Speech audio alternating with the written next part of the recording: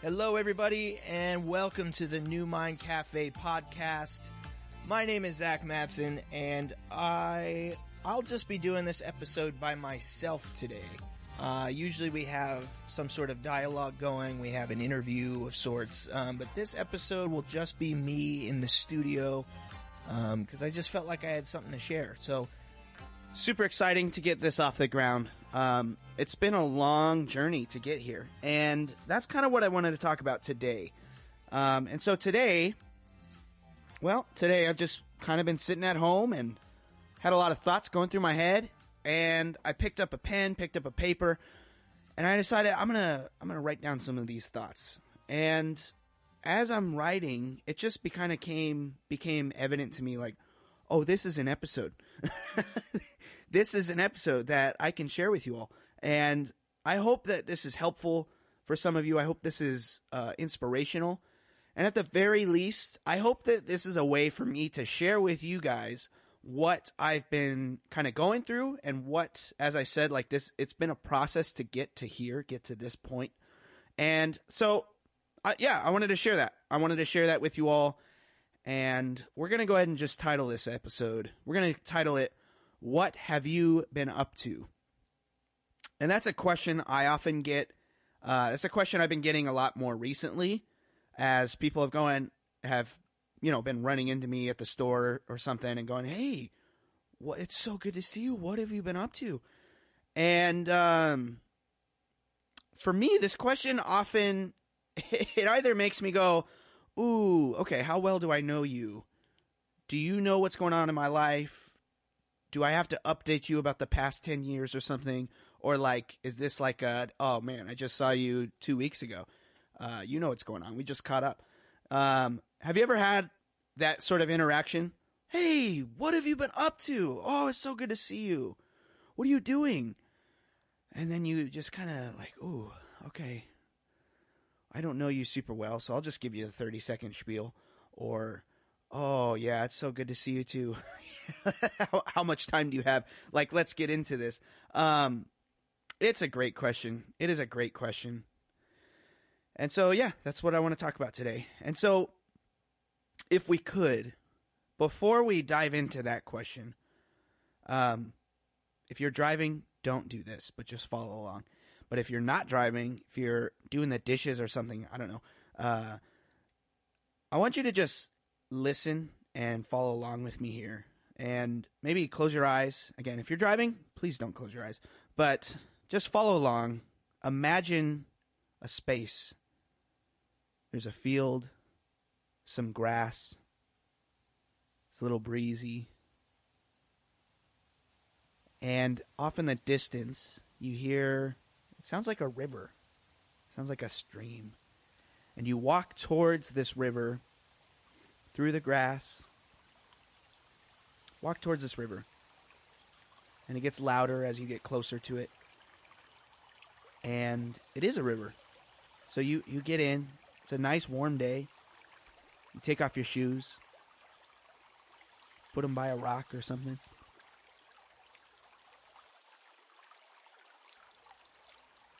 And you just step in. It feels good. It feels real relaxing. It's cool.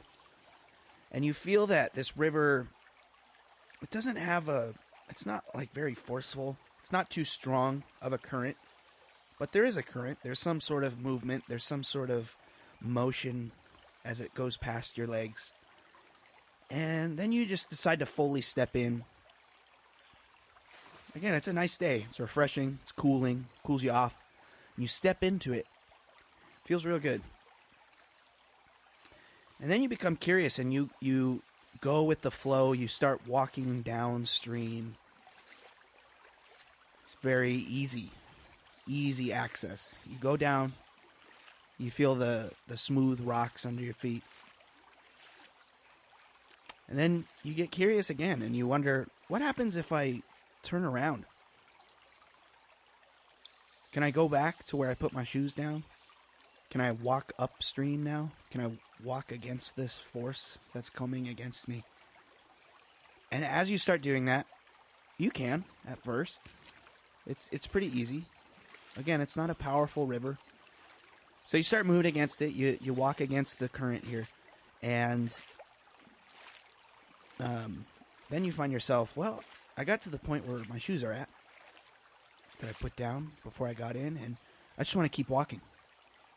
So I keep walking, keep walking. So you're walking upstream this whole time. And you finally get to a point where you start getting pretty tired. You're getting a little worn out. Because you're exerting a lot of energy. You're moving against something that naturally wants to go in the opposite direction. You're naturally supposed to go the other way. Just like you did when you first got in. So you pause for a moment. You stay stationary where you're at. And just for a moment, you just sit there. And you allow this water to push against you. It almost feels like you're going to get knocked down a little bit. And that's okay. It's not forceful, but it's just, it pushes against you. So you just absorb all that energy moving towards you real quick. And you just sit there. You just let it happen. And again, even that motion, this fighting, this tendency to, no, I'm going to just stand my ground here. It starts wearing you down. You start feeling a little burnt out. You start feeling tired. And you're not meant to do this. You can't do this forever. So, naturally, you turn around. You face the direction that you started in. And you go downstream once again.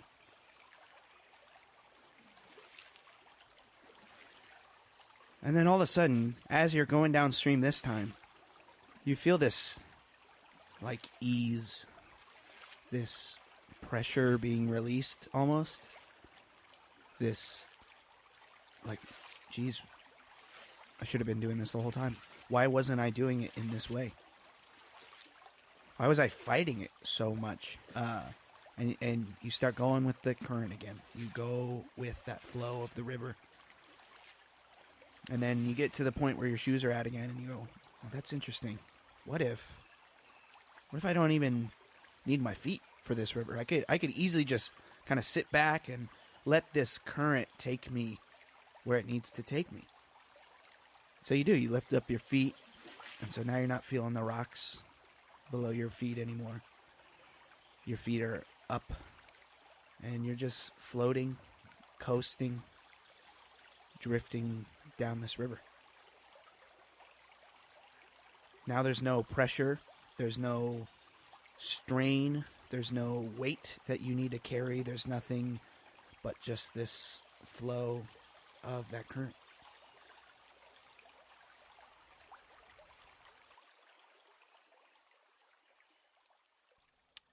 All right, let's go ahead and open our eyes. And if you're driving, awesome. You kept your eyes open. Good for you. I just wanted to sort of give this little river scene as almost as like a groundwork for the story that we're about to go through. And this story is just kind of the journey that I've been going down. And in a lot of ways, it felt like walking into a river, going with it for a little bit, fighting it, and then going with it again. And I think this is something that's likely very relatable to all of us. This is probably not unique to my journey of life. This is probably something that we all go through at some point of our lives. And I want to talk about the importance of going with that current.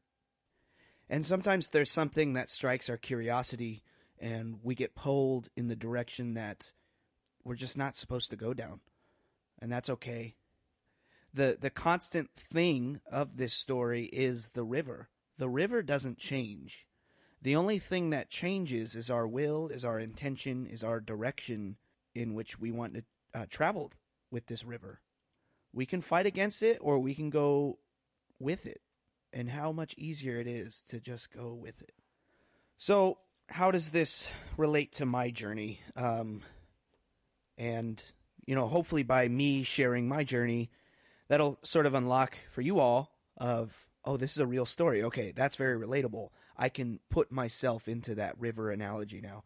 And so that's the goal here. And so I want to share with you all just kind of where I've been and what I've been up to now, and why now, living in the now, has been so much more productive, so much more life-giving, so much more centering and being true to myself.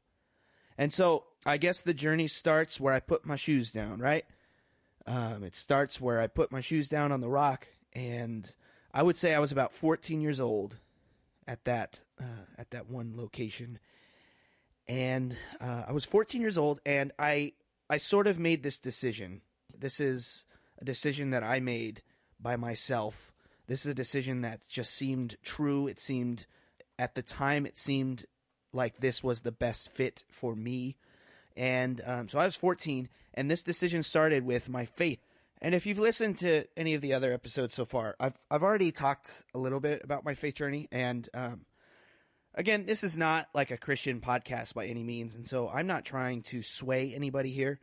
In fact, I want to show how my faith journey in some ways became the very thing that turned me away from Christianity, turned me away from working in church contexts and things like that. And so when I say faith, I don't want that to be scary, because I think we all have some sort of faith in something.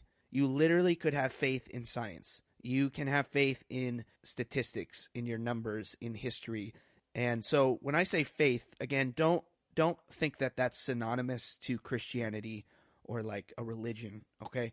In the beginning, for me, at this age of 14, it was synonymous, okay? As I've gained language and explored what faith and genuine faith really means, it's transformed, it's, dare I say, evolved. It's changed over time. It is a process. And so the flow, I get into this flow at the age of 14, and I start feeling it, and I go with it for some time. And it felt like the only natural thing to do was to go downstream, to just go with this current of this river. So in my high school years, I was going to church a lot. I was volunteering. I started gaining leadership responsibilities. I started leading a worship band on Sunday mornings, and then for student ministry. And I started gaining relationships with these people that were in the church. And then, that spread outside of the local church context. Then I was meeting people in my city. Then I was meeting people outside of my city, and all these Christian relationships started to develop and shape who I was tremendously. And so, I started going with that. And then, if you remember from the river, I'm going down with the flow of this river, and then I got curious and I started asking questions, and I turned around in the river and I started going against the current, because the current at this time of my life was telling me, hey, you need to be this kind of person. When you grow up, you're going to have this kind of job. When you grow up, you're going to have this kind of wife. When you grow up, you're going to have this sort of taste in music, and you're going to laugh at these types of jokes, and you're going to be this person, because that is what it means to be a Christian. And so there was something within me that was like, okay, I'm with that. But there was also something internally that was fighting against that. And so I'm going up the current. And I even get to that point where I pass my shoes that I put on the edge of the river. And I sort of look back and I reflect and I go, oh man, I've been working really hard. I've been working real hard. I've been getting to a place that can establish this life, this comfort, this place of, okay, I may not fit in completely to these religious circles, but I am in some ways making it work. I'm fighting against it a little bit. Again, the river is not too strong, so I'm just going with it here. But I wasn't exactly, I guess, centered is the right word. And so then I get to that point where I surpass that sort of moment where I put my shoes down. I get past that. I look past all those things, all these doubts, and I keep fighting. And I say, you know what? No, there's something I got to push against here, because there's something not quite right with this flow. There's something not quite right with the journey that I'm on. So I'm going to just keep fighting it. and persisting. And at least, as long as I'm moving, as long as I'm in a certain direction, then everything will be okay, right? So all of it will be for something because I'm working here. I'm moving, I'm breathing, and I just got to keep persisting in whatever it is I'm doing. And so I went to school. I went to Bible college, and that was sort of the, hey, if you want to be a pastor someday, which, by the way, you're going to be, like that's kind of the, the language that I was given as a high school student. Hey, if you're going to be a pastor someday, then you need to be going to Bible college. You need to get an education. You need to be reading our texts, our Bible, our scriptures. You're going to be learning from the very person that that this religion is based off of, which is Jesus Christ. Like, you are going to get all of these things and these wisdom tidbits, and along the way, you're going to learn about philosophy. You're going to learn about other world religions, and you're going to say how these things are wrong, these things are fallacies, these things are incorrect, and that by learning the Bible, you will have this one, the one true perspective. And so I'm fighting this still, and I'm going upstream, and I'm asking these questions in school, and something just wasn't clicking with me. Something wasn't, like, I could see the people around me going, yeah, I'm going to take notes on this. This is wonderful. I can't believe I get to learn this stuff. And I was somehow, some way pushing against it. I was asking questions to my professors that sometimes got shot down. Sometimes were like, Zach, whoa, hey, that's not how we think as Christians, man. That's not, if you think that other world religions are okay and that there's a place for that in this world, then you're incorrect. Like, I was literally having conversations like that. So there was something not quite right. That didn't seem correct to me.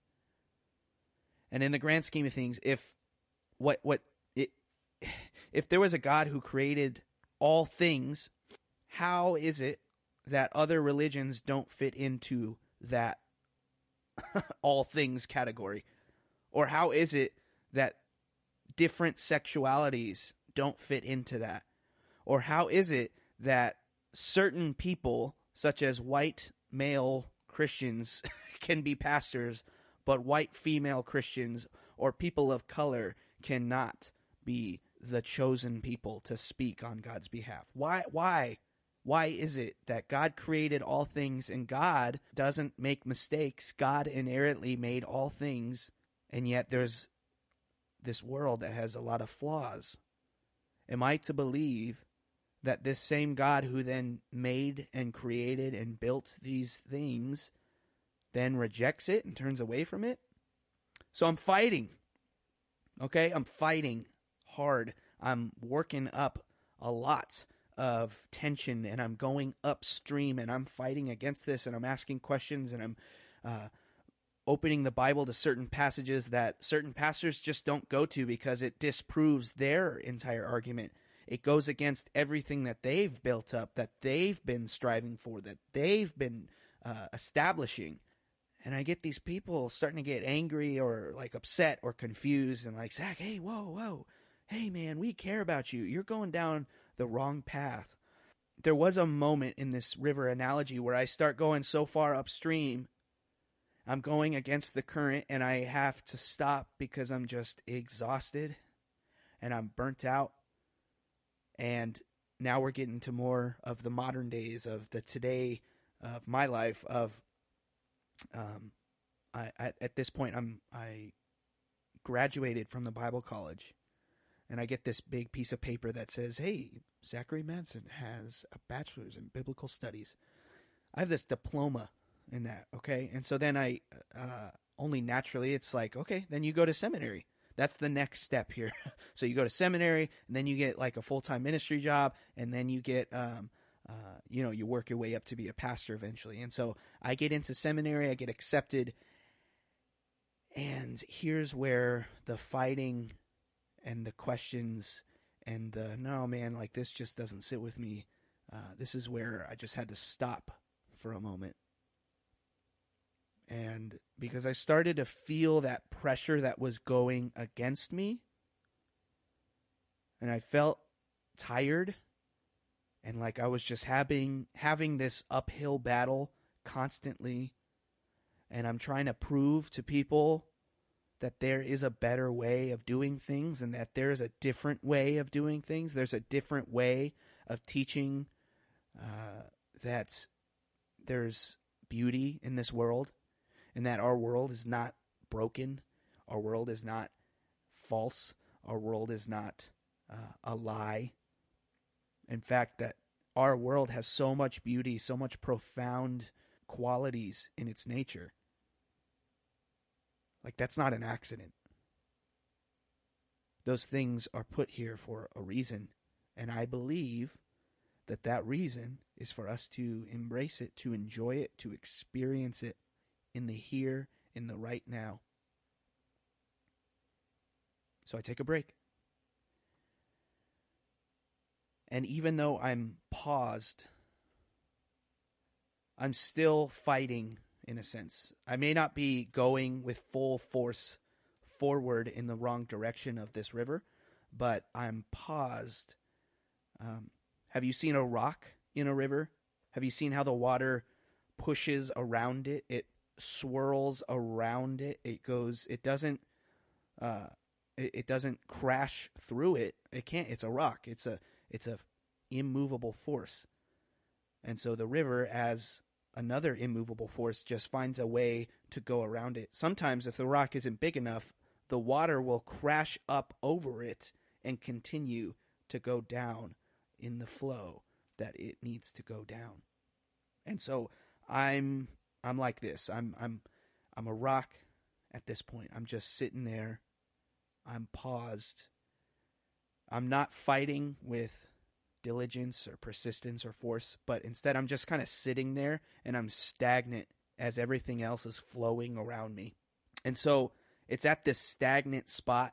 I take a break from seminary. I finish my first quarter of seminary, which is, instead of the semester, they have a quarter system.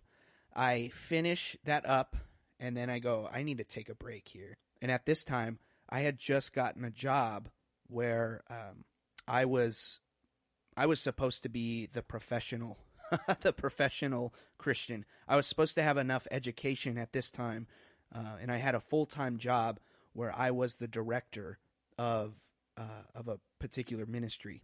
And because I was the director, I was the one that people came to when they had questions. Now imagine if you go to a doctor's office and you ask the head doctor of this doctor's office, you ask them a question like, hey man, why, I can't, I don't have a medical thing. But hey man, what's going on with this? What is this? And then imagine if your doctor answered your question with a question. And this question was something along the lines of, yeah, do you think the medical system is trustworthy?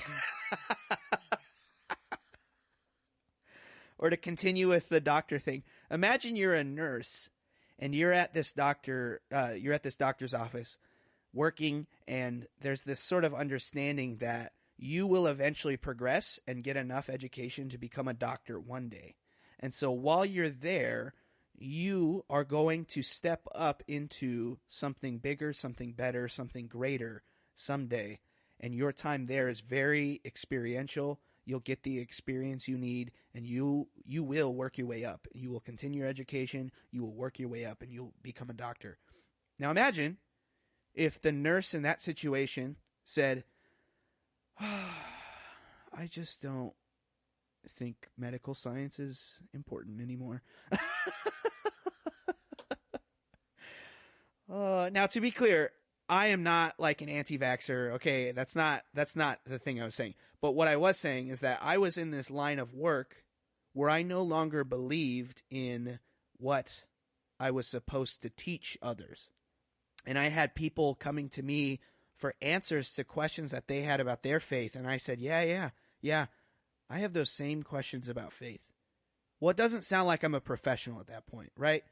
And so that's something about this church life, this ministry life, this industry that wasn't working for me anymore. And if I was a nurse in this case, if I was somewhat of a professional, I found that many people were too interested in finding answers to their questions rather than finding more questions to ask. If you have enough questions, eventually you should get to a spot where, okay, there's no more questions. But when it comes to faith, and again, take away faith from religion for a moment. When it comes to questions about faith, there is a never-ending quality about these questions, because they just keep going and going and going. Because the true nature of it is that we don't have the answers to all things. When scientists have a theory, have a hypothesis about something, what are they doing? They're asking questions. They're observing something in the world, and then they say, yeah, I don't know why that happens. Maybe it's because of this. Or do you wonder if this is why X, Y, and Z happens the way it does? If there's a moment of a scientist's life, though, that says this is definitive, this is 100% absolutely factual, true, no question about it, then that closes the book. That seals the deal. There's nothing else to explore about that topic, that thing, that item. And so if that scientist dies someday, 100 years later, it turns out, you know what? So-and-so said this at one point of history. And now, with more modern advanced science, we can conclude that that is not factual. That is not true. That is not 100% accurate. There's ways of rediscovering, redefining, figuring out that there's something not quite right with what was defined.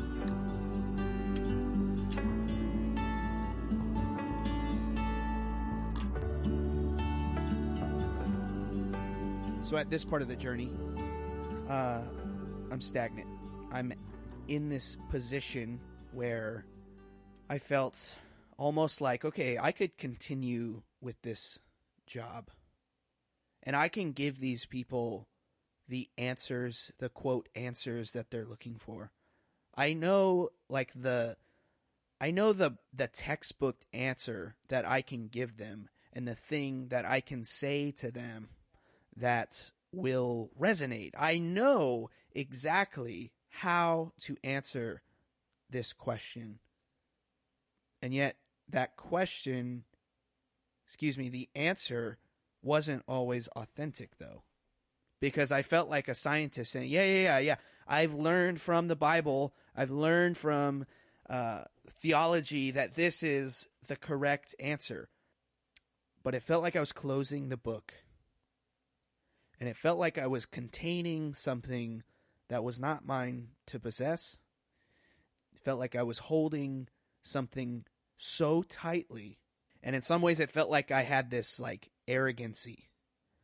After all, I'm the professional. I'm the director in this role. So of course I should have the answers, right? But it just wasn't that simple. It wasn't enough.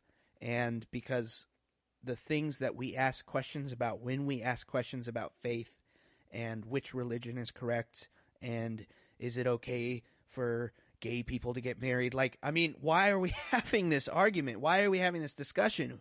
Who are you to ask these kinds of questions? So I was at this spot. I'm stagnant, and everything's just kind of flowing past me, and I'm catching what I can here and there. But at some point, even that pressure, even though I wasn't going upstream anymore and I wasn't fighting head on and I was just staying still, there was still this force pushing against me constantly. And I still wasn't where I needed to be. So I get this life coach.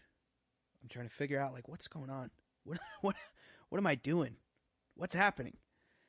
And life coach gave me some great advice and said, yeah, you kind of need to let go.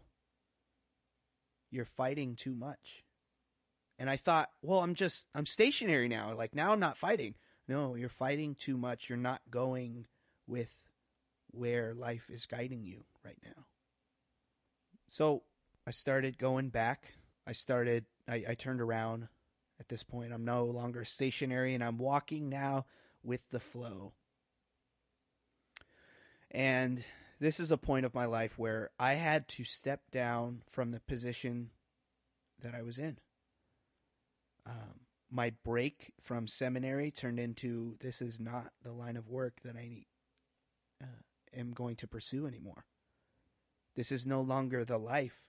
This is no longer the vocation, the job. This is no longer who I am. Nothing about this identity seems to be fitting with myself anymore. The question people often ask me is, so you're an atheist now? That's not what I'm saying. There's something about the system of Christianity, the systems of organized religions that didn't seem to be providing the right questions for me anymore. They were providing too many solid, concrete answers that didn't allow for any kind of creative or new or revelatory question. Questions that continue to ask more questions to lead to more questions to lead to more questions. No, it was all, here's the answer. Here's the God model that you're supposed to follow. Here's the life model you're supposed to follow. And that wasn't me. So there's something about going with the flow now. And once again, seeing where you left your shoes and acknowledging now with these new muscles you built up going upriver, with this new view of life that you have, acknowledge, hey, that's where I left my shoes. Isn't it funny how I came walking into this? And yet I walked down the river still, even with the flow now. So it's a lot nicer. It's a lot more easy. It's so much easier to get into this flow. But there even comes a moment where you say, I don't know if I need to use my feet still. I mean, there's some rocks below me. I'm stepping on rocks here, and maybe I just need to coast it a little bit better. So yeah, I stepped down from this job, and it wasn't easy. It wasn't easy to have these people ask me, so what have you been up to? You know, from 10 years ago when I said, I have this decision that I made. When people encountered me from my past and they said, what have you been up to? And I had to tell them, oh, well, I just stepped down from my job. Oh, that wasn't easy. There's nothing easy about that. Because in some ways, for a lot of people, it's been looking like, oh, you failed. You let us down. You said you had this goal in mind. Why aren't you finishing it? I'm here to tell you all that those expectations, those certain answers that your tribe, your people, your society, your family might have for you, they may not be the path that you're supposed to be on. And they may be just a bunch of sticks coming down the river hitting you as you're fighting against it. It doesn't help the cause. It's not helping you develop into who you are and to become who you need to be. And so there was that moment of seeing my shoes, seeing the things that at one point were very helpful for me. I needed those shoes to walk through the field to get into the river, right? And here are these people saying, hey, what have you been up to? What are you doing? What does your life look like right now? It's so good to see you. And then when I tell them, oh, actually, what am I up to? What have I been doing? I'm not doing the thing that I kind of was like destined by you all to be doing anymore. And there's some people that go, oh. There's some people that cannot handle answers like that. They can't handle the open-endedness of that. And then they go, oh, so you lost your faith. Oh, Zach. Oh, you're going down a slippery slope, man. You better look out. Oh, you've deconstructed your beliefs. And I want to be clear. You may have noticed that I haven't used a word like deconstruction to define myself, my journey, my process, because that's never seemed, it's never seemed like a good word. Deconstruct. It sounds very negative. It sounds very counterintuitive. It sounds like you are just destroying something, when in fact, what the journey that I've been going on has only been constructive. It has only been building and freeing and liberating and exciting and beautiful. It's been a pursuit. Yeah, there's been some upstream battles. There's been some journeys that I've been fighting against because it just wasn't who I have been or who I have been trying to become. The river has always been constant. The flow, the direction of it has always been consistent. It was my journey, my decisions of fighting against it, of my true self. So at that moment of seeing your shoes and going, yeah, I'm not doing that anymore. Sometimes you can get stuck there. Sometimes people draw you back in and then you just start over right there, right where you started. And you do this battle again and again and again. And I think the path that I've been on has been to say, yeah, oh, look, there's my shoes. Used to be so helpful. I'm appreciative for those shoes. They kept my feet nice and dry when I was out of the river. And I walked through this field without cutting up my feet. And then I stepped into this river, and there were some rocks below me, and I was fighting against the current, and so it would have been pretty cool, I guess, to have some water shoes. But as I go back down the river, as I now go with the flow, look at those shoes. They don't even seem useful anymore.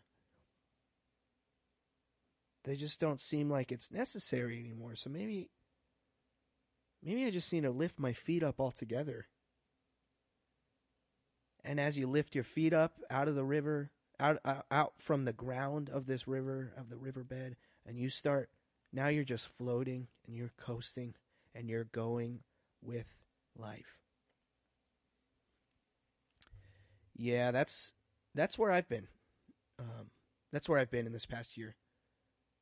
I quit my job, and I get people saying, What have you been up to, Zach? Oh, well, this is my favorite question. Zach, what church are you at now? Oh, I'm not. And then this sudden look of shock, and they go, oh. So what have you been up to? Well, since that point onward, I have been working on things that have just been liberating for me. If at any point you heard any of the other episodes, I talk a lot about music. You probably have seen some of my music posts on social media. You've probably maybe even heard a song. If not, please go listen to Neumind Collective. Ha ha ha. Yeah, see, this whole episode was just an ad for my band. No, I'm just kidding. There's something about music that draws out of me these deep internal emotions, feelings that I didn't even know were there.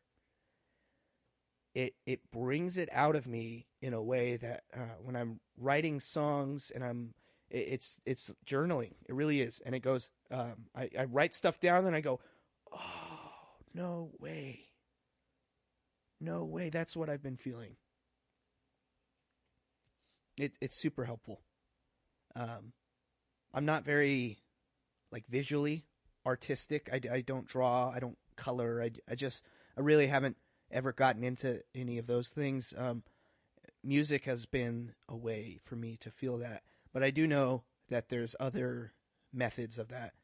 And some of the people that you've either heard or you will hear on this podcast, that's kind of the goal. Those are the people that we're looking for this podcast is how is it that what you do liberates you?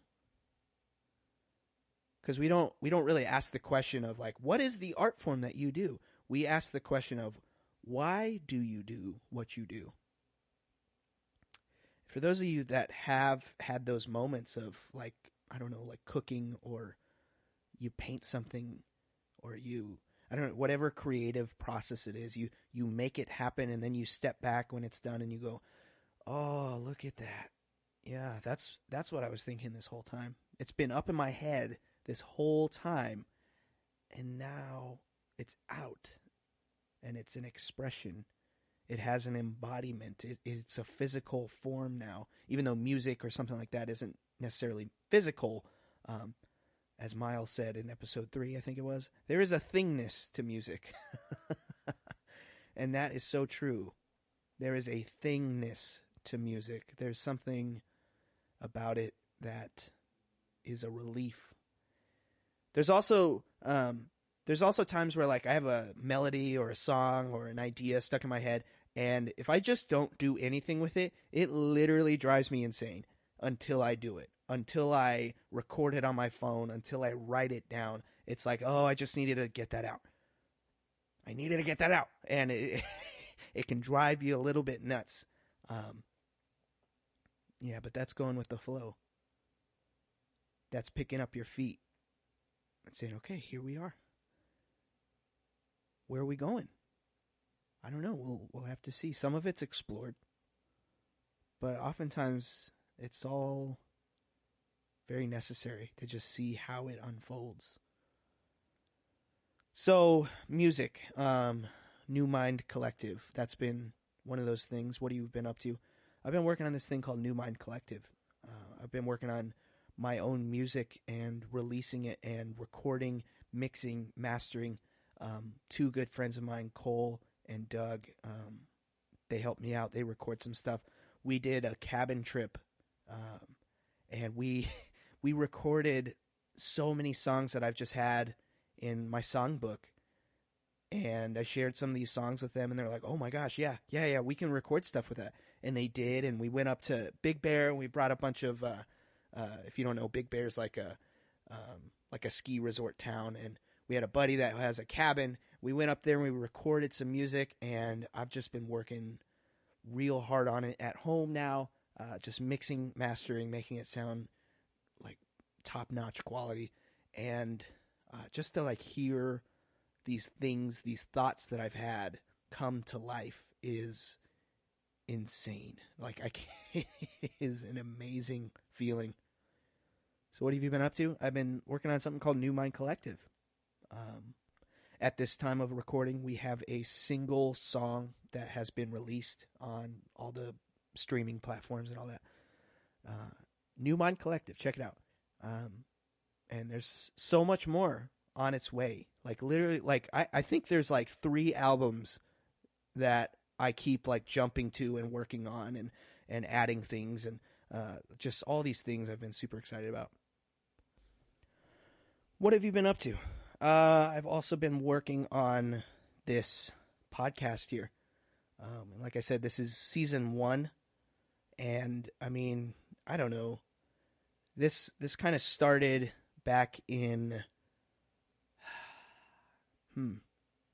maybe March of this year, and it is now October of 2023. So I think it's been a lot of work. There's been a lot that I've learned through this process, and so much more to learn. But this podcast is one of those things. This is one of those things that I'm just super passionate about. I'm really excited about the creative elements that I get to throw into this. Super, super excited.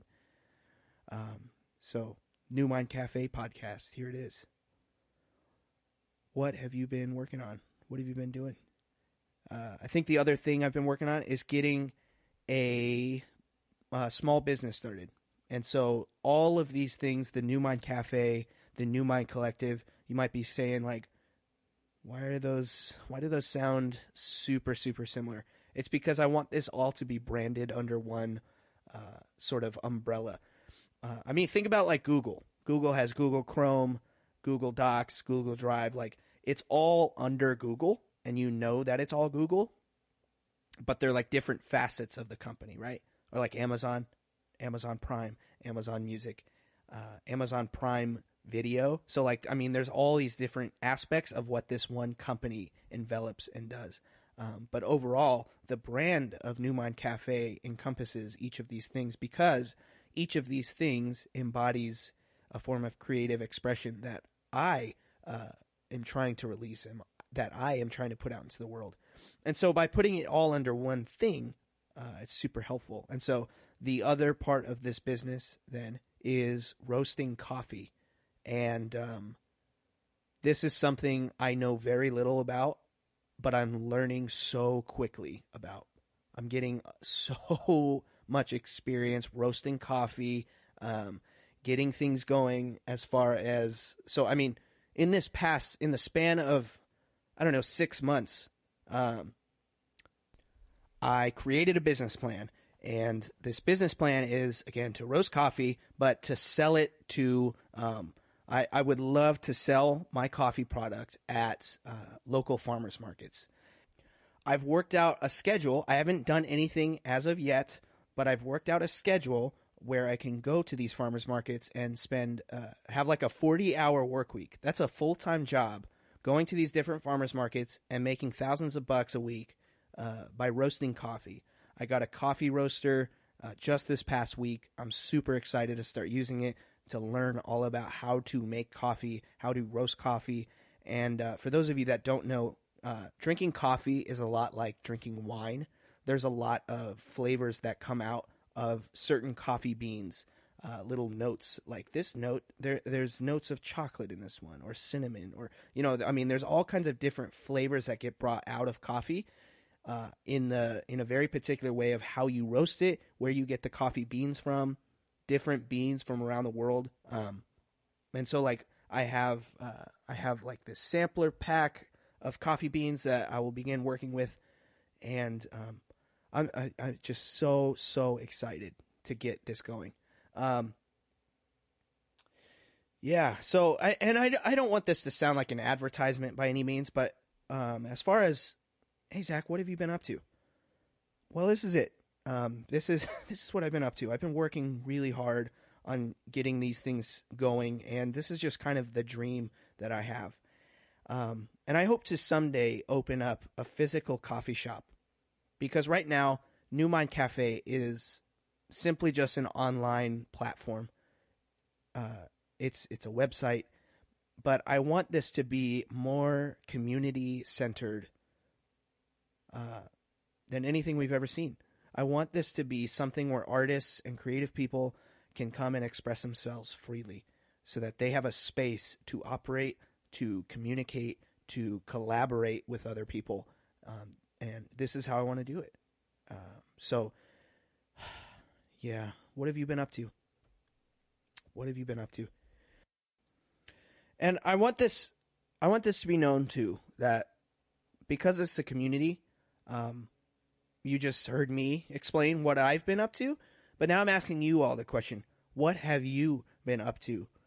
And I would love it if you all could share it with me, and share it with us here at Neumind Cafe, because we want to share what you are doing. We want to put it out there. We want to collaborate with you. And so I'm always looking for people to interview in their art, to see what it is they're doing. How did they get to where they are at? And how is it that your art form just excites you and inspires you, and maybe even inspires others? So please, if you are at all interested in what we're doing, just email me, neumindcafe@gmail.com, and we'll respond to you as quick as we can. We'd love to have you on this show. We'd love to feature you in whatever it is you do. So thank you all so much. I appreciate your support. And, I think that's it. Well, thank you guys for listening. And I'm just going to turn it over now to the canned thing that I record at the beginning of the season. The thing that sounds the same on pretty much every single episode where I close out. So thanks again. Appreciate you all.